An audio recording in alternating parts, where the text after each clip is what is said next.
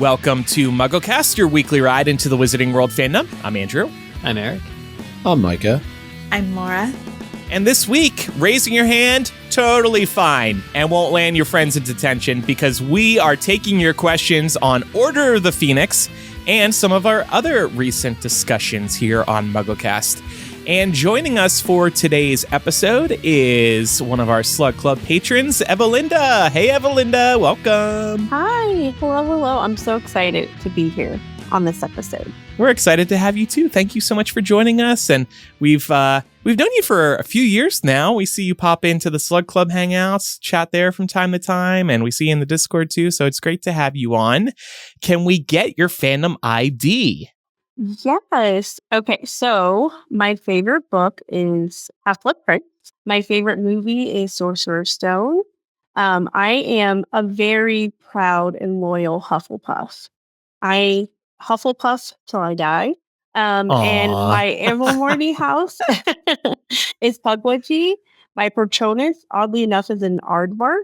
And then my all-time favorite chapter is Secrets of Riddle. Ooh, excellent. Yeah. Good choice. It's grown on me, actually. Okay. I don't know if you guys have found this, like, by doing the chapter by chapter, but, like, we've grown up with the books. So now that we're older, you kind of see it through a different lens. And with me being a clinician, the Secrets of Riddle has so much depth to it.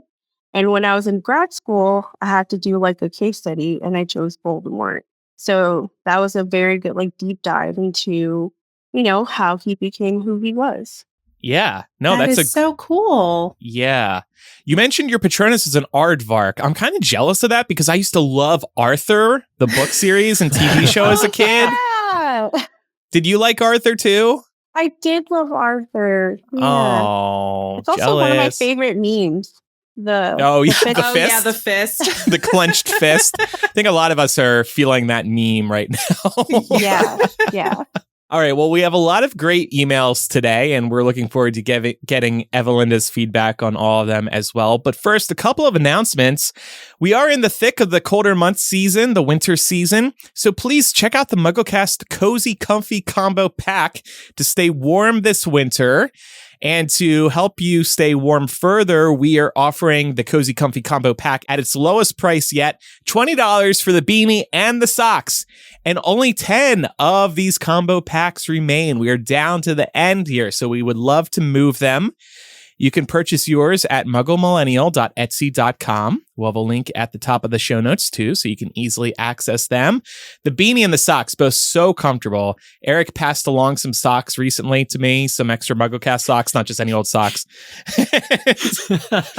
Definitely check those out, listeners. It's a great way to support the show. And while you're there, check out other MuggleCast merch like signed album art, MuggleCast 15th anniversary t-shirts, or you can just purchase the socks.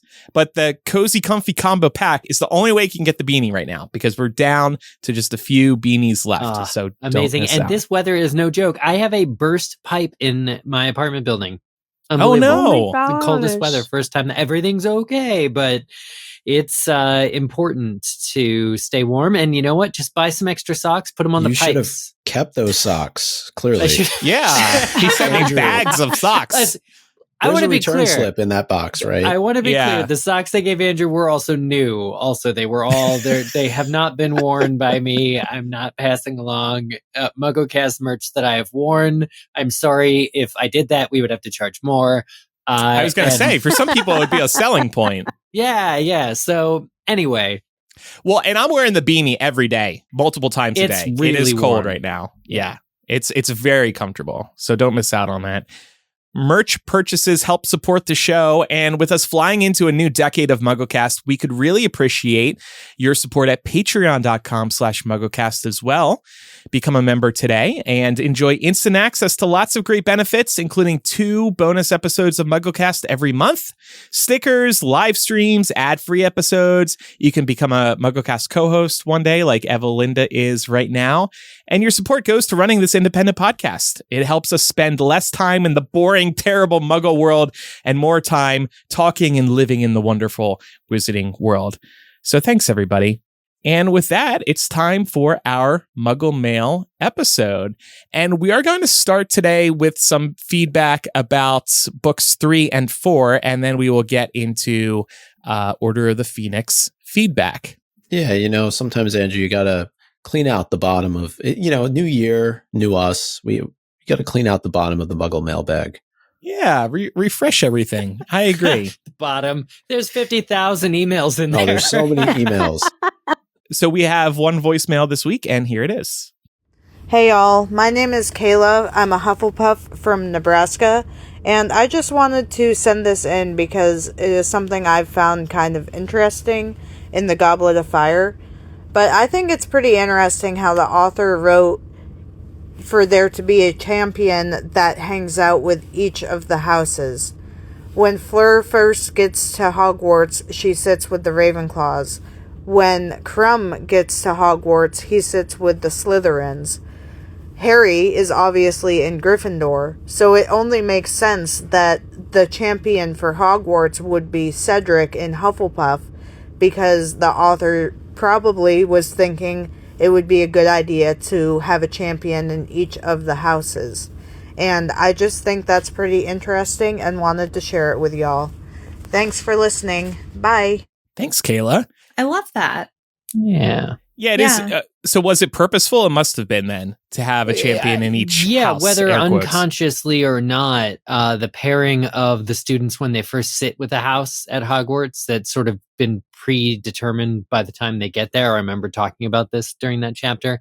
Definitely, it helps when you have 4 of anyone competing if they have the most complementary and different personalities, which is modeled after the same 4 personality types that make up the Hogwarts houses. So it makes sense to me. It's such a great play off of our house unity conversation from last week. I was thinking too, Fleur takes Roger Davies to the Yule Ball, who is also in Ravenclaw. So I wonder and Victor takes Hermione, who is from Slytherin, as we all know. Because I was wondering, do the students from Beauxbaton spend time with the Ravenclaws? We don't really see it, but that kind of reinforces what Kayla was saying. Yeah. I feel like I remember us talking about the similarities between Beauxbaton students and Ravenclaws and Durmstrang and Slytherin and like why they gravitated towards each other. So yeah, I think you're onto something there. Yeah, I can see them kind of having like mutual, I don't want to say agendas in a way. And I can see them kind of like getting along. And I mean, that's the whole point of the Triwizard tournament, is to kind of foster those connections. Yeah. Well, thank you, Kayla, for sending in that voicemail. And listeners, we love hearing you. So if you have any feedback about any episode, please load up the voice memo app that's on your phone already. Record a voice message. Keep it around 60 to 90 seconds, ideally. And email that to mugglecast@gmail.com. Again, we love hearing from you, so please send in those voicemails when you have something to say. Of course, most people email us, so for the rest of the episode, we will be reading some emails we received. And thanks to everybody who submitted feedback over the last couple months. As always, we love getting this feedback. It's really awesome hearing what you all think about our discussions and the Harry Potter series. Our first piece of Muggle Mail comes from Charlotte, who's writing about Karkaroff's true motivations. Ahoy, y'all. I've been listening to y'all for about 2 years-ish, but I've gotten very behind. I was listening to your episode for the love of chicken tendies and had a thought. This was about the chapter in Goblet where Karkaroff insults Polyakov, calling him a disgusting boy. In this episode, you were talking about how these were the school's best students that they were putting forth, but it got me thinking, what if these weren't Durmstrang's best students? We know Karkaroff favors Krum and wants him to be the champion, so what if he rigged it? Bring his worst students to ensure Krum was selected? Just a thought. You guys are amazing, and thank you for being my Harry Potter friends. P.S. This podcast is older than me. Ooh. All right, Charlotte. This is a All lot to right. take in. That was really complimentary and then made me cringe a little bit because of Yeah. us, not because of you. We do not need any postscripts on any Muggle Mail. Don't need it. Can do without. With peace and 100%. love. Peace and love. Peace and love. I think this is wonderful, and it goes away to explaining how Karkaroff feels about a kid who supposedly may also have been a champion. That solves a problem I didn't know we had. Yeah, it seems like a great way to rig it. Just bring a lot of bad people and then your favorite who's also really good and has a good chance. Do you think that he was kind of using him in a way for like his own glory and ambition? Like almost using him in a way, like if he was rigging the competition, kind of like when we're too old to be in the game, we kind of focus on like the younger generations and kind of like Yeah. get glory from through them, kind of living through them in a way. Right. Living vicariously, I was just going to Yeah. I think say. absolutely the relationship between Karkaroff and Crumb feels that way. What else does this disgraced Death Eater, former Death Eater turned school headmaster really have going for him otherwise? That was going to be my point is let's not forget his backstory. Let's not forget who he is, his ambition, the fact that he is a former Death Eater. Certainly, I think lends itself to what you're saying, Evalynda, that he would certainly come into this probably more so than any of the other headmasters that we see, more so than Dumbledore, more so than Maxime wanting to win this. Yeah, almost garnering a legacy in a way. Yeah, that's a great point. Our next email comes from Vanessa, who wants to know about Remus Lupin's condition. In Prisoner of Azkaban, when Remus Lupin describes how during his werewolf transformations, he bit and scratched himself. Could that be interpreted as a form of self-harm, especially looking at a story through a lens of the AIDS epidemic?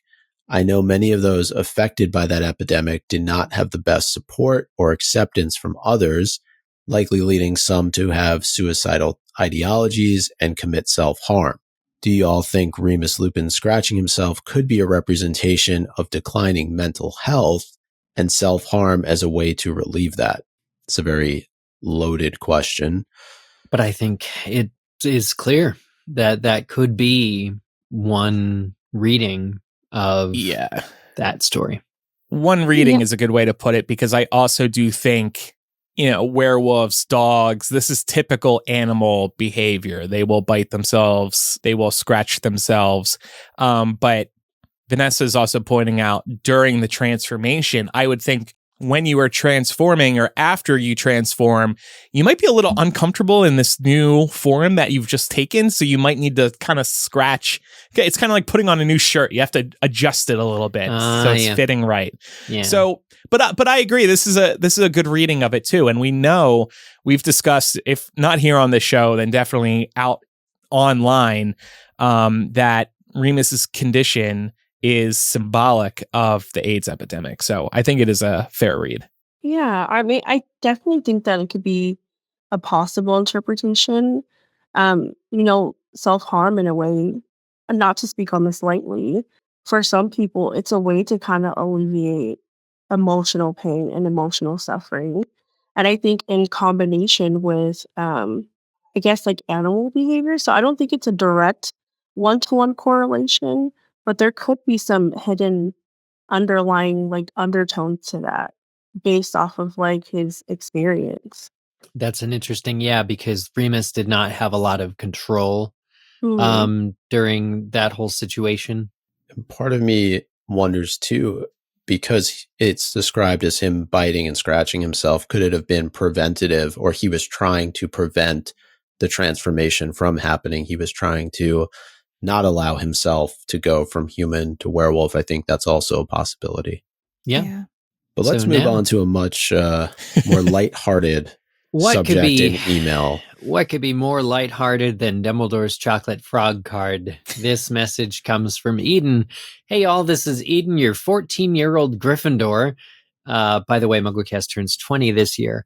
And I have That's an at least interesting... two I so far. added that, yeah. I have an interesting idea to share with you guys. So we know Dumbledore appears on many chocolate frog cards, and in the Wizarding World, pictures have consciousness and can communicate. I was thinking, what if Dumbledore uses this as a way to check up on things? For example, when Harry was on his first train ride in Sorcerer's Stone and got the chocolate frog card with Dumbledore on it, Dumbledore winks and walks out of the frame. Presumably, he goes to tell the real Dumbledore that Harry Potter has arrived on the train. Maybe while good old Albus is sipping a margarita on a beach in the Bahamas, he's using chocolate frog cards to spy on people. But then again, should we really give him that much credit? Thanks so much, and I freaking love y'all. Well, we freaking love you too, Eden. I love this. Yeah, this is great.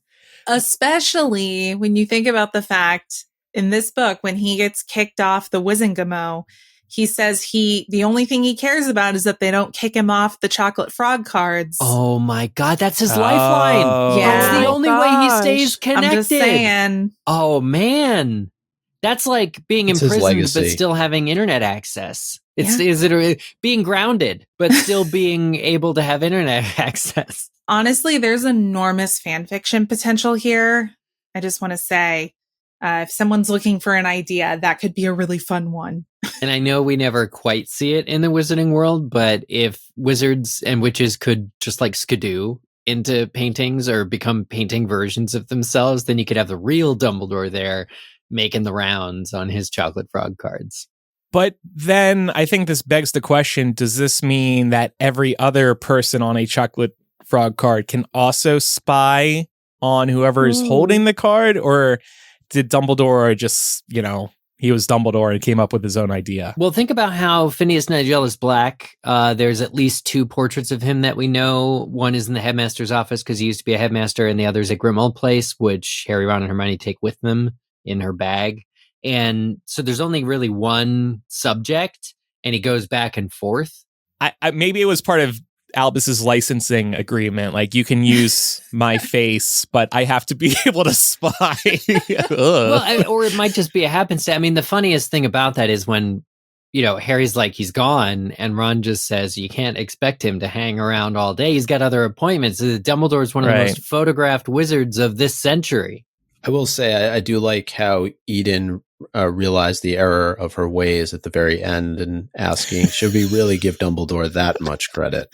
Picturing for her spying on people, invading privacy, causing security issues. Yes, it does kind of seem up his alley, to be honest with you. Yeah. He is Another the master security manipulator. nightmare. Oh, we got an email about security nightmares. Starting to Stay sound tuned. like a personal security nightmare. Yeah. I don't know how I feel about that. That's so creepy. I mean, It is. It's a fun theory, though. it is fun. I would love to see where he pops into. Yeah. All right. This next email is from Cal on the casting of Severus Snape. Hey, MuggleCast. So I was listening to the last episode about the casting of Snape. I wonder what you may think of my concern. To me, if they were to cast someone of color, it may change how Harry and James are seen.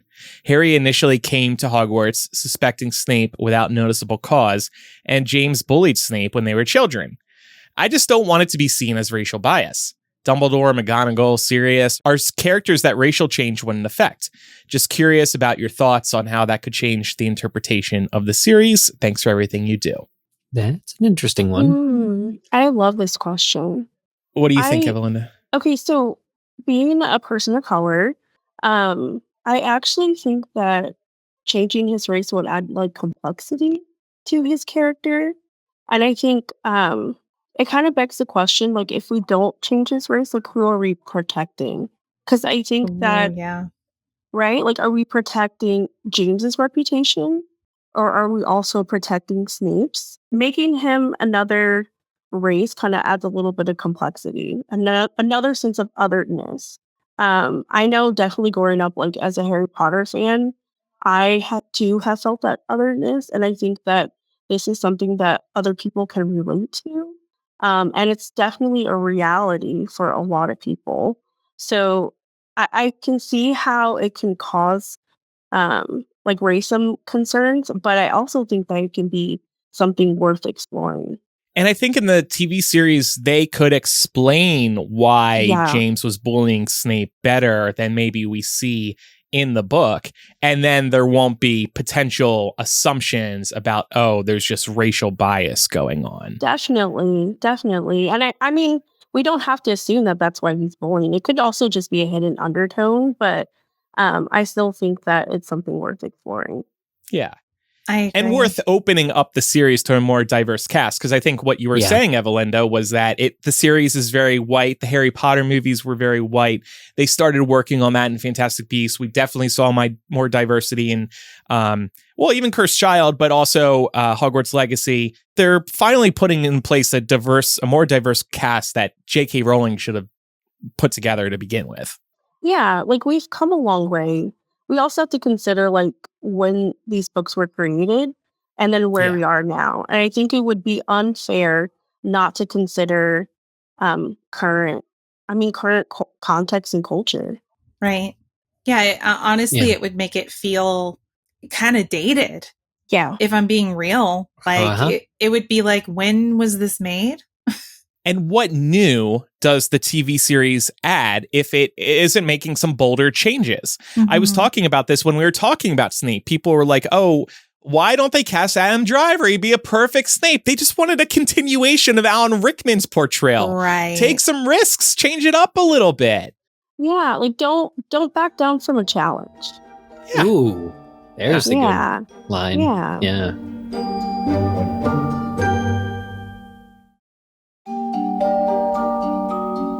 Our next one comes from Kim regarding Petunia and Vernon's upbringing. Hi there, MuggleCast friends. I'm so glad I found you. I started listening when you were doing chapter by chapter for Goblet of Fire and have been listening ever since. I believe you recently talked about whether or not we should feel sorry for Petunia. I think yes, we should feel sorry for her because I think there's a possibility that she is abused by Vernon, or at least she fears him. He's the one always yelling and dishing out the punishments and threats. Maybe she has to keep the house clean because that is what Vernon expects. Like in the movie Sleeping with the Enemy. Petunia comes from a kind family, seen in Lily. Vernon comes from bullies as shown in Aunt March. It took a lot for Petunia to stand up to Vernon and allow Harry to stay in later books. I'm not saying she's innocent in her behavior to Harry, but maybe there is more to her story. I think this is a really good observation. I will say there are times in the book when Vernon is fearful of Petunia and what Petunia's reaction to things might be. The perfect read on how their relationship works and what it looks like probably doesn't exist, but it's definitely a very interesting pairing that I don't find myself often thinking about. Like, I'm curious, what makes them tick? Given your background, Evalynda, what you think of this dynamic, this relationship? Yeah, I think that the glimpse that we see don't tell the whole story. So I think we would need to know more about, we know a little bit more about Petunia's motivation, but I see glimpses of perhaps maybe a little bit of emotional abuse, perhaps. But I think that I would have to know a little bit more, if that makes sense. Yeah. Of their relationship dynamic, but I can definitely see it a little bit. I think we've talked a lot about how Vernon really normalized Petunia's life after Lily going off and getting into Hogwarts and Petunia being rejected, and then of course everything that happened with Lily and James. But it doesn't mean that Vernon isn't abusive, as you were saying, verbally, emotionally towards her. Though it does seem like the abuse that he shells out is primarily directed in Harry's direction. And I think it's because he represents everything that Vernon stands against and was raised in a way. We see it in his sister and Aunt Marge was raised very much the same way. Anything that doesn't fall in line with his point of view and his version of normal is considered to be less than. And he does everything in his power to ensure that Harry has an extremely rough upbringing as a result. Yeah, because he's resentful, right? It was very clear that he didn't want anything to do with that side of Petunia's family. And then having this kid dropped on his doorstep in the middle of the night after his parents were killed was like, I don't even know if that was an outcome that Vernon could have been paranoid about. Like, who thinks about that, right? I also think that there's probably a part of him that feels like he's going to get revealed to the rest of the world, because how much convincing did it likely take initially from Petunia that this world actually existed, that magic was a real thing? Because he seems like somebody that would never concede to that.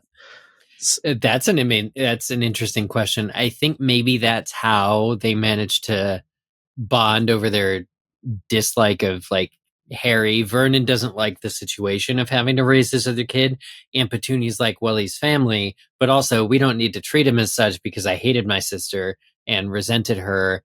And so there's this world, it's absolutely crazy, but I promise I'm not crazy. I don't like it, and you don't have to like it either. And then he's like, ooh, this sounds good.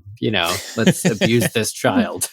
How long do you think it took Petunia to tell Vernon about Lily and the wizarding world? Like, I just don't see Petunia sharing that on a first date. There was It's a fun question. Like, how long were they dating? Because I think, wasn't there in assorted additional materials, the author wrote that Lily and James probably met Petunia and Vernon at least once, and it didn't go well. And the impression that Vernon got distinctly was that James was looking down at him and or made fun of him.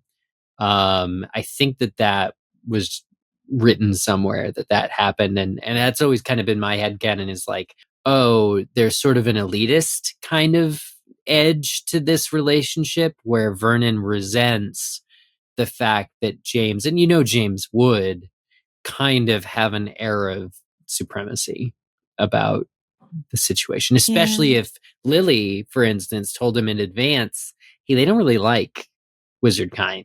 James would see that as a challenge. So in writing on potternomore.com, now harrypotter.com, the author did write that Petunia and Vernon met James and the couples fell out. Vernon attempted to patronize James by suggesting that wizards live on unemployment benefits and grew angry when James told him of the solid gold his parents had in the Wizarding Bank Gringotts. Yeah, because of all that shampoo. All that Sleek Easy's hair potion. You can definitely see how they align because it comes from a place of insecurity for both of them. That's interesting. Right? Like, I'm trying to outshine you because of my own deficiencies. And I think that's the one thing that Petunia and Vernon have in common. That's the one thing that kind of connects them. Yeah. Wow. Yeah.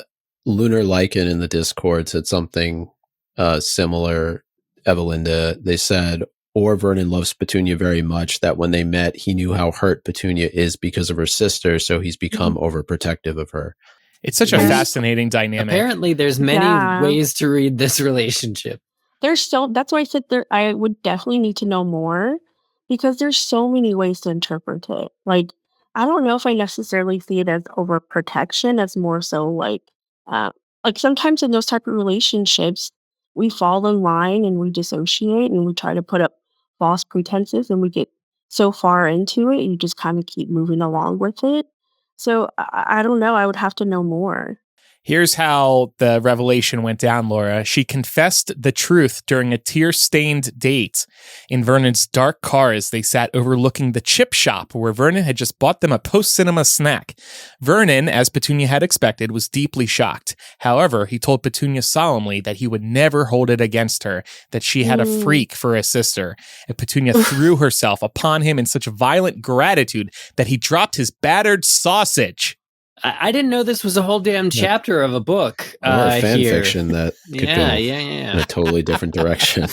Did you say harrypotter.com, Andrew? So it's no longer wizardingworld.com? Yeah, we talked about this. It was Pottermore and then wizardingworld.com, and now it's harrypotter.com. You know what's really sad about this? This almost makes me wonder if Petunia loves Vernon because he hates her sister. And like he chooses Petunia over her sister, and Petunia kind of feels like she spent her entire upbringing being second best to Lily. Like, oh, so she's settling because yeah. So well, that's interesting. I can see that. Almost like a relationship of convenience. Mm-hmm. Yeah, and she tolerates him because he chose her. It's the one person in her life who makes her a priority in a way. Now consider that they're basically Harry's parents, like, you know, for intents and purposes, and Dudley's mom and dad, and ask why that family has had issues. All right. Well, we are moving into Order of the Phoenix feedback now, starting with Iris, who wrote in about preparing for Harry's arrival at Grimmauld Place. Iris says, "Hi, y'all. I was just listening to episode 679, The Order of the Phoenix. You were discussing why the adults didn't prepare for Harry's arrival and what to say to him about the status of it all. I was thinking maybe they did, and they've been bickering about it in their meetings for the last 3 days since they knew Harry would be joining them at Grimmauld Place, but they couldn't come up with anything they could all agree on. This would explain some of the tension in the room and the way Molly and Sirius suddenly explode. Love the show. Thanks as always for the discussions. Iris from Germany, #Hufflepuff Pride."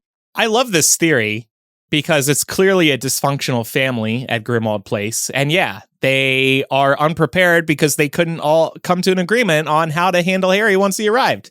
Makes sense to me. They almost couldn't even come to an agreement to be civil to each other. Yeah, no. Thanks, Iris. Thank you. We also heard from Ben, who had a question about Seamus Finnegan. He says, "Hey, Mugglecasters, based on the episode where you discussed Chapter 11 of Order of the Phoenix, just like to ask ye about Seamus Finnegan. In England, you go to secondary school at 11, but here in Ireland, you go about 13 or around there. So if Seamus lives in Ireland, what was the excuse they gave to his primary school to say he was no longer going to attend? What do all Irish Hogwarts attendees do about this? Love to hear your thoughts on this." Ben. I'm wondering, sure, he's Irish, but I'm wondering if he moved to England with his family and thus, was moving through school differently. I tried to look this up on his Wikipedia. I didn't really see any information about when he may have moved. Yes. It's all on napkins somewhere. You look at from the Elephant House. Wasn't it confirmed that before kids go to Hogwarts, they're usually homeschooled? I think, well, maybe wizard children are? Yeah, no, that's what I mean. Before they go to Hogwarts. Yeah, so maybe there wasn't a backstory needed if he was homeschooled. Well, it's interesting because to Laura's point, I think too, like, how do you disappear from the community? Like, what if the parents are still active members of the community? Their kid is just not, their kid is very clearly not home, and then also not being taught in any of the schools nearby. Do they always say like, oh, my son went to boarding school somewhere? Probably. That's kind of what the Dursleys do with Harry. They say they're sending him to St. Brutus's, whatever. Yeah. But also, like, I would think that wizard families and communities, I would imagine that they're not really invested in the local community that way. Like, they're not paying property taxes. Right. So, like, there's not like child protective services looking for wizard children. I think they can fund the tax man every time he comes to the door to collect. Although there should be CPS in some of these wizarding families. I'm just saying. Shouldn't there be? Yes. The amount of times I would have filed a report on the Dursleys. They're not wizarding, but the many reports I probably would have filed. I'm just saying. Okay, well, now let's talk about some other definitely very functional families, namely that of the Blacks. This one's from Katie. Hey, MuggleCast. During the most recent chapter discussion, The Most Noble and Ancient House of Black, I thought about something that left me frustrated. Throughout the story, when we hear about extended family, they're almost always dead. The Potters, the Evans, etc. When looking at the tapestry, Sirius said that Andromeda was his favorite cousin. She's alive and well. Not only that, her only offspring is ever present in his home. Why isn't Sirius connecting more with this part of his family, especially since his only remaining best friend is getting cozy? Is he not allowed to go visit the Tonks family? Are they not a safe house yet? Why couldn't Andromeda come to Grimmauld Place? Feels like another example of Dumbledore isolating a troubled person instead of helping provide the support they need. Would love your thoughts. Love the show, Katie. Would Dumbledore do that? Can we really, suspect him of doing something like that? Well, No. Oh, really? I think so. Well, no. Oh, sorry. What I meant to say is like I can't see Dumbledore doing this. Like he does not take that additional like half step to say like, oh, what can I do to make this person more comfortable right now? Oh, right. Yeah. What I thought of while reading this was that Sirius is still not. The word of his being a good guy actually is not out yet. So maybe, like in certain circles, it would be. Certainly among the Order, it would be. And we know Andromeda's in the Order, at least as of like later. But I wonder if maybe Sirius didn't reach out to his favorite aunt because there was controversy, or maybe just because he's been so focused on getting Grimmauld Place ready. But I agree. I'd love to have them hang out and have tea together, especially because Tonks sees Sirius on a regular basis. I also think this could very well be something that is happening off page. It's something we would get on wizardingworld.com. Yeah.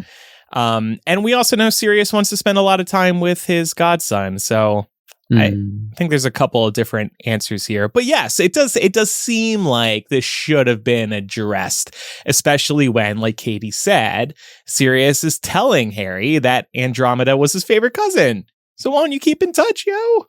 Maybe they write to each other. Yeah, maybe. I feel like given how isolated Sirius was, this would have been a nice way to make him feel a little bit better. Definitely. Sirius, go see your cousin. Maybe Dumbledore was planning on giving him permission next book. Oops. Yeah.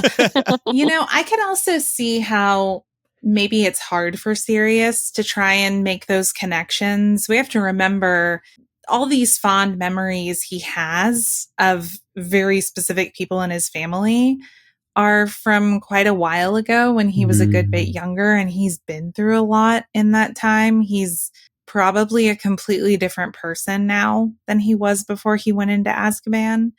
Mm-hmm. So I could see it being really tough to like pick up relationships with family members who were close to you before all of that happened to you. Yeah, that's true. I mean, the outside world goes on without you. So I can only imagine like the challenge it would be to reconnect, see how people are different. So many things change. I know. That's a sad thought. Probably feels left behind. A great point, though. Don't mind the sound of my breaking heart. I mean, also, too, like, I can't imagine all of the oversight of... There is so much in the air at Grimmauld Place. So many unsaid things, so many feelings, so many people are going through different things. It's hard to keep track of everything. So kind of like what Laura was saying, like, I doubt someone is thinking of that or thinking of comforting him or what would make him feel better, you know? Here's an interesting addendum from Lunar Lycan, who says Andromeda is not supposed to show her face before Harry sees Bellatrix. Otherwise, he will be conflicted. You remember this happens from the other direction when Harry finally meets Andromeda and she looks like Bellatrix. And he's like, wait a minute. That face, but it's attached to a nice person. All right. Well, we are going to regroup after discussing all these feelings. And when we come back, we're going to talk about our treatment of Arthur. We'll be right back.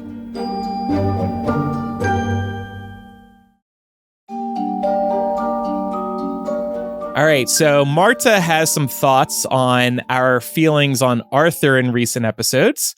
Hi, Mugglecasters. I'm writing for the first time, as I usually listen on the run and can't remember all the things I wanted to tell you. I'm now stuck at home with COVID and enjoy some quiet time when someone else tackles my class of 25 7-year-olds. Well, glad you're getting a break, Feel Marta, better. even when, you're battling COVID. So what I wanted to share is that you have been much too harsh on Arthur in the last episode. I get it that it can help when you are prone to anxiety to have practice runs of things, but not everyone needs those practice runs. I couldn't even imagine having a wedding rehearsal. I hate rehearsing things. It stresses me out more.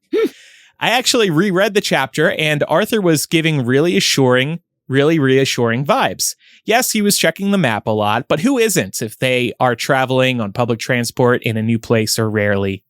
Harry helping him with the money was surely a planned distraction, so he would stop thinking about the hearing for a moment. They were at the ministry super early, and everything went really smoothly, until the hearing got rescheduled, of course, but that wasn't Arthur's fault. Maybe it's my age or my upbringing in an Eastern Europe block country in the 80s, but I often think you exaggerate the security issues of the magical world. What? Being a wizard or a witch comes with risks, just like being a Muggle teenager. You can't change this. You need your share of disappointments, worrying, stressing, and taking risks. I speak as a teacher and a mom of 2 nearly teenagers. Hogwarts is actually quite well protected. Sure, the security fails many times, but remember, it is wartime, or the years that directly precede the war, and you can't protect everyone or predict every scenario in such times. Love listening to you guys and sometimes disagreeing quietly. I need to get my daughter, a huge Harry Potter fan too, hooked. It would be good to exchange thoughts with her. Oh. Yes, Marta, please tell your daughter about us. Oh, yeah.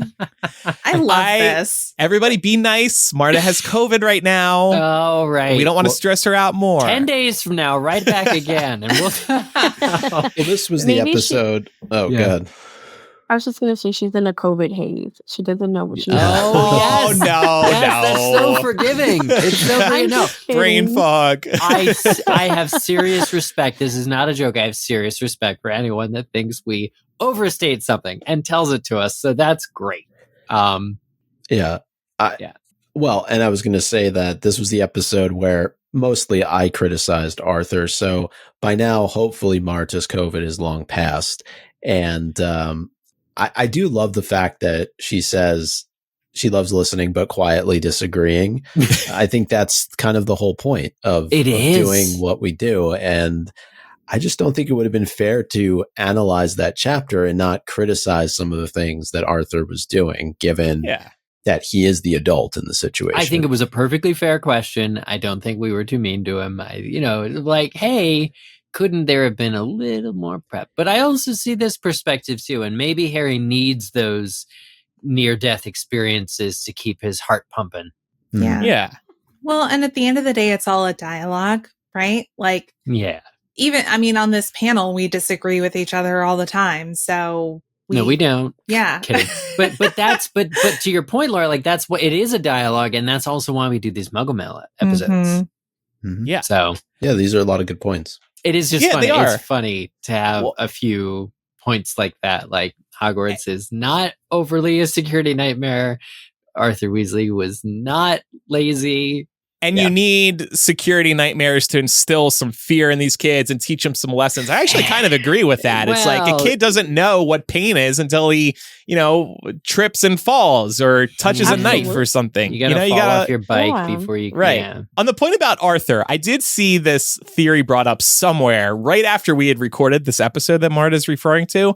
And the theory was that the reason he's acting so floored by the Muggle world all the time is to make Harry feel more at home about joining the Wizarding world. Like they're both entering these new spaces, and that helps Harry feel more at home. I thought that was really sweet. Oh, I love that. They're both just trying new things. Yeah. Yeah. Yeah. Oh, and I do agree with the resilience component, right? Like we do need to expose ourselves to like challenges. However, Hogwarts is still a security nightmare. Well, look, there's a little bit of risky behavior, and then there's mortal danger, and the kids are plunged into mortal danger a lot more often than you would think that they should be. Yeah. And And I will say what I appreciate about this email is the perspective that it offers too.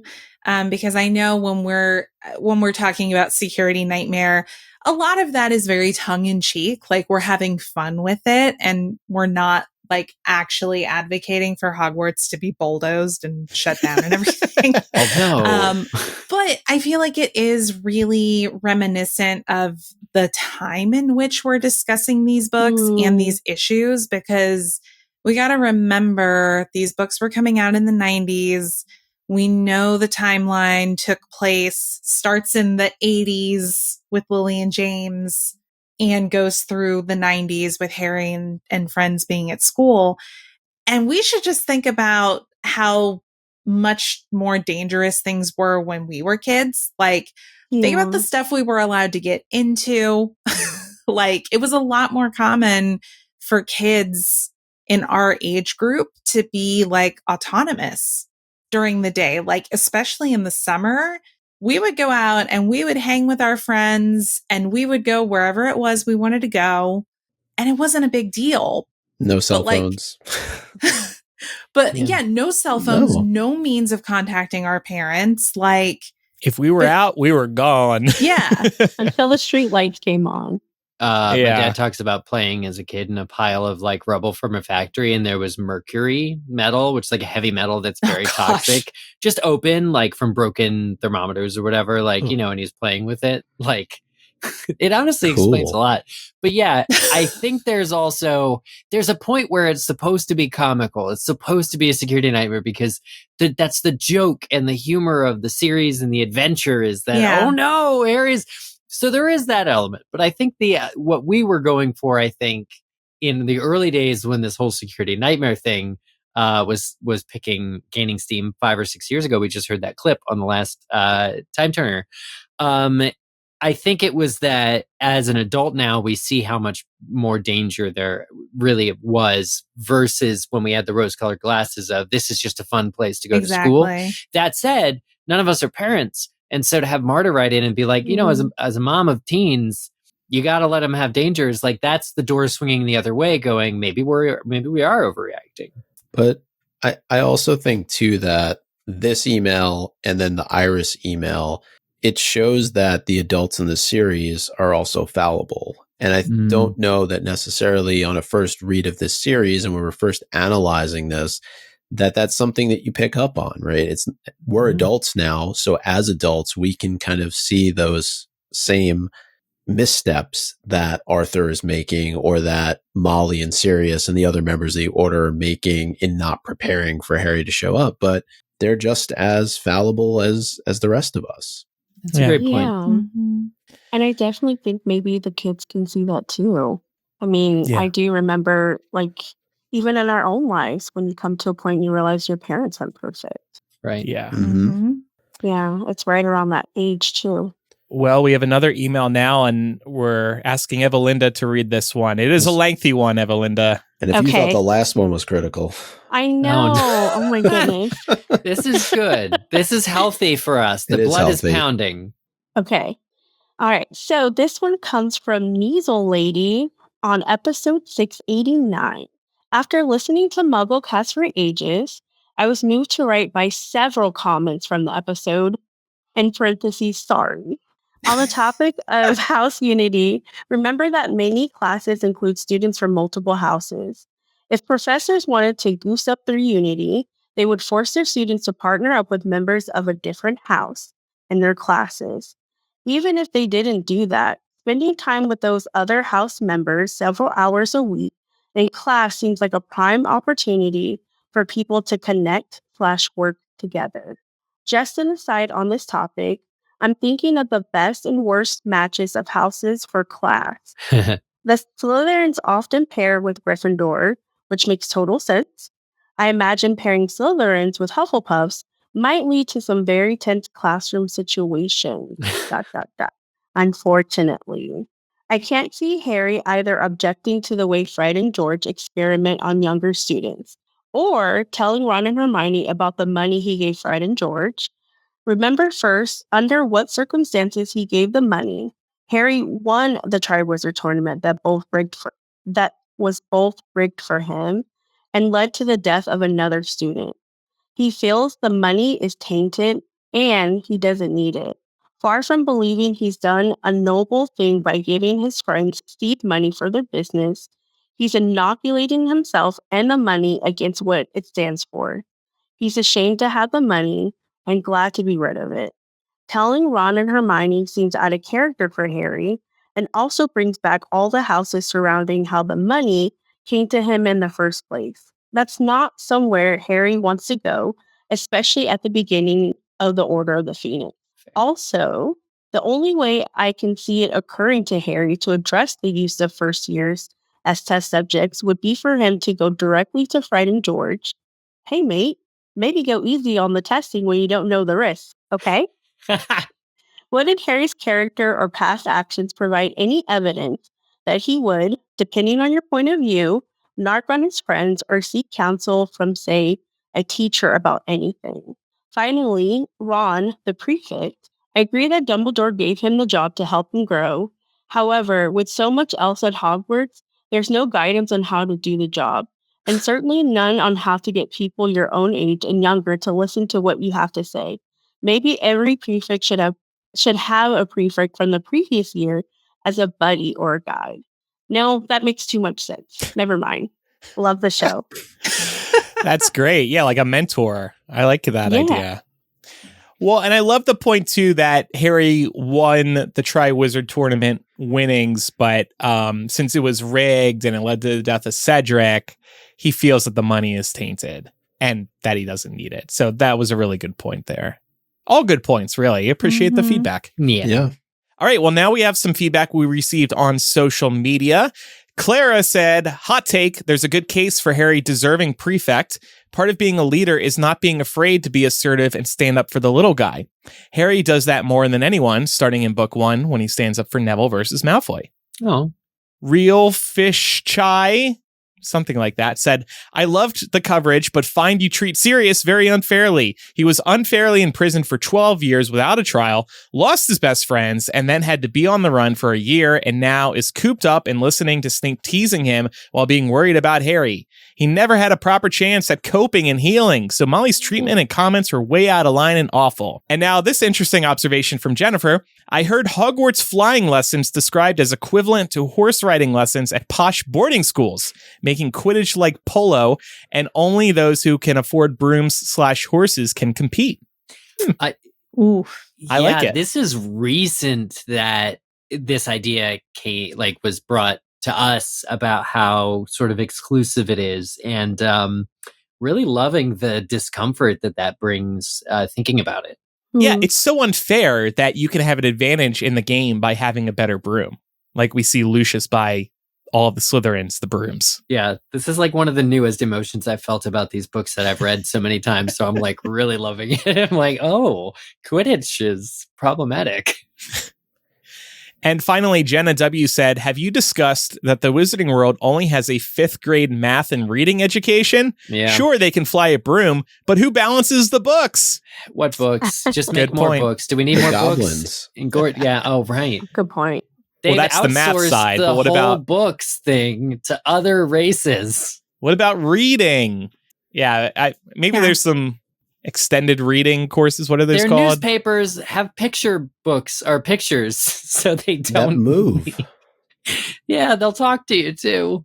It'd be Mhm. cool if you can point your wand at like a book or the Daily Prophet and be like, read this to me. Oh, yeah, like the Oh, I would cow love says. that. And then you point your wand and you moo. Yeah. I feel like something like that must exist. Could you program it to play different voices as it reads? Oh. That would be cool. Mm. Yeah, it'd be a good idea. I mean, it feels like an accessibility thing. Like, Just, yeah, there's I this don't know why they wouldn't have it. audio bookicus or something. All right. Well, now we are going to move into our links line, which is our newest benefit on Patreon, where we ask a question specifically for our Slug Club level patrons every week to feature their answers on the show. Thank you so much to everyone who supports us at patreon.com/mugglecast for answering this week's question, which is, about y'all's biggest takeaways from chapters 6 through 12 of Order of the Phoenix. We want to know if you have any additional takeaways that maybe we haven't talked about on the show, anything that you think we might have completely missed or glossed over. So I'm going to go ahead and dive in with Emily's response here. Emily says, my biggest takeaway has been the relevance to real life. In particular, the way the Daily Prophet is seeking to control information. As silly as it may sound, TikTok is a major source of news and information for a lot of people, and the recent, although brief, ban reminds me a lot of how the ministry was seeking to control the public. Even more so when TikTok came back and a message was shown thanking a man who wasn't even president yet. On a separate note, OWLs and all the teachers warning kids about them definitely reminds me of preparing for state testing as a teacher. Ooh. Great call outs there. Yeah. Yeah. The TikTok stuff feels, to be honest with you, the timing of Order of the Phoenix right now is just like chef's kiss. I thought it was good last time we did this book. Yeah. It's Yeah. even better / worse ? Now. Yeah. And this is why I personally, I think I speak for everyone when I say this is why we enjoy doing chapter by chapter again, because we're talking about these books and how they relate to our present day lives as adults in this current world that we live in. So it's just very interesting to see the different messages that we get out of these books as we age and reread them. Honestly, Anyway. it just hits too close to home, but Yeah. it just shows how we can apply cultural context to how we interpret the books now. Just gives it a deeper meaning. It's the mark of a wide enough. The world needed to be wide enough to begin with, or the books needed to be just deep enough to facilitate this type of thing. But they are, and they have been. And so the fact that we go back to this and 20 years later and still are finding things speaks to the quality and the depth of the source material. Here is a message on our links line from Rachel, who says, my biggest takeaway has to do with the Hogwarts education system and how we don't actually see much teaching. There's no I do, we do, you do from what we can see. Oh, I assume that's a teacher thing. Nor is there corrective instruction. Maybe that's more standard in the UK, especially in the early 2000s, for professors to talk at students rather than to them. But it doesn't seem like a healthy learning environment. We see McGonagall and Sprout model how to do things in Lupin, but that may be it. Loving the deep dive coverage and looking more forward to each new episode. So is that a teacher thing, the I do, we do, you do? I'm Maybe asking. in the UK it is. Yeah. Well, what strikes me is that I did my first year of college abroad in New Zealand, which is like also a British style of education.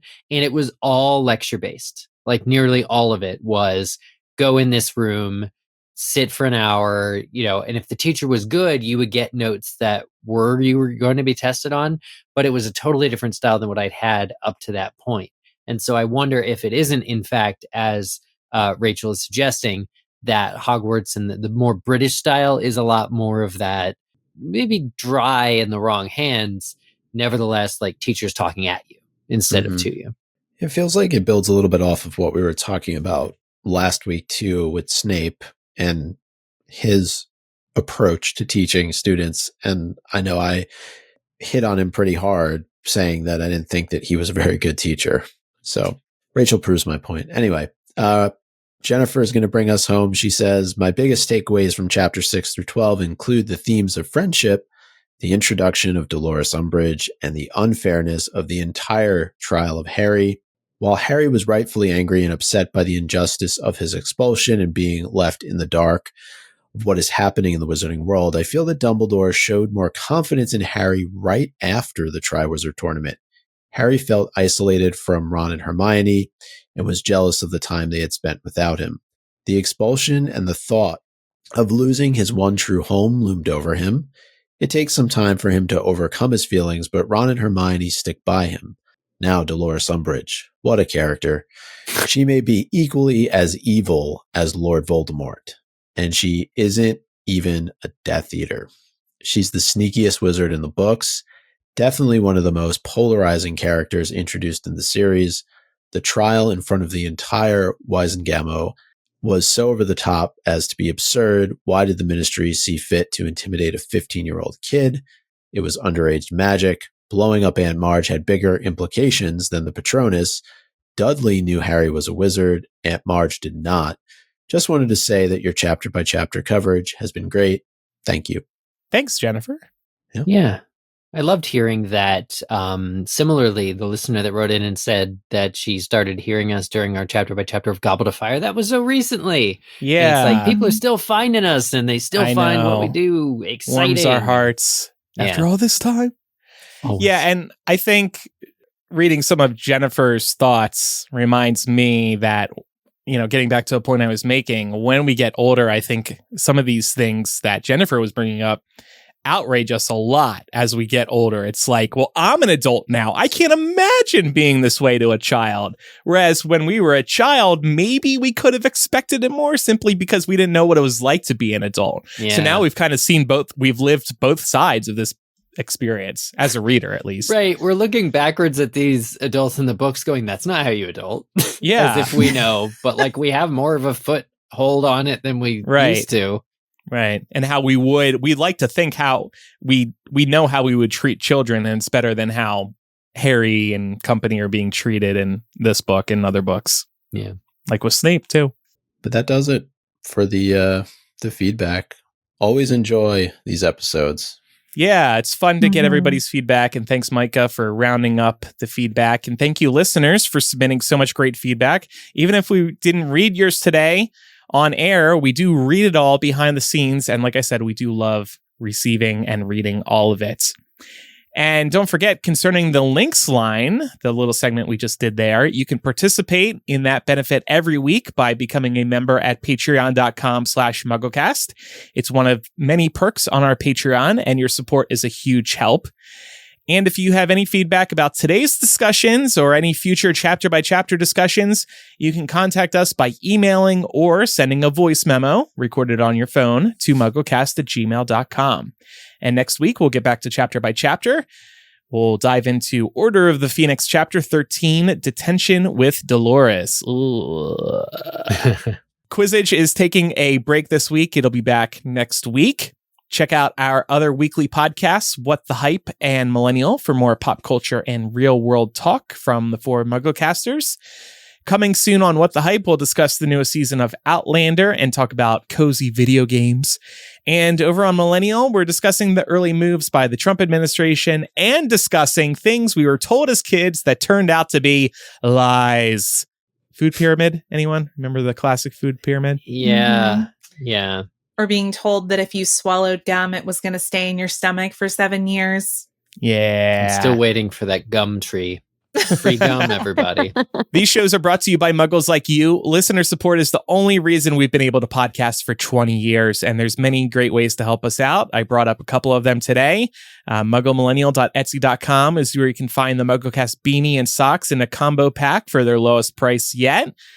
Let us help you stay warm this winter, and you'll also be helping the show. Apple Podcast subscribers can sign up for MuggleCast Gold, which gets you instant access to ad-free and early releases of MuggleCast every week, plus 2 bonus MuggleCast installments every month. And I've mentioned the Patreon a couple times, so I won't get into the details again. But Evalynda, thank you so much for being a supporter of MuggleCast for many years now, and thank you so much for all of your thoughtful analysis today. Well, thank you guys for having me. This has truly been something special. So thank you. Oh, thank you. Well, listeners, if you enjoy the show and think other Muggles would too, tell a friend about the show. And we would appreciate a 5-star review in your favorite podcast app. That helps us spread the word as well. Last but not least, visit MuggleCast.com for transcripts, social media links, our full episode archive, our favorite episodes, and more. All right. Thanks, everybody, for listening. I'm Andrew. I'm Eric. I'm Micah. I'm Laura. And I'm Evalynda. Bye, everyone. Bye, y'all. Bye.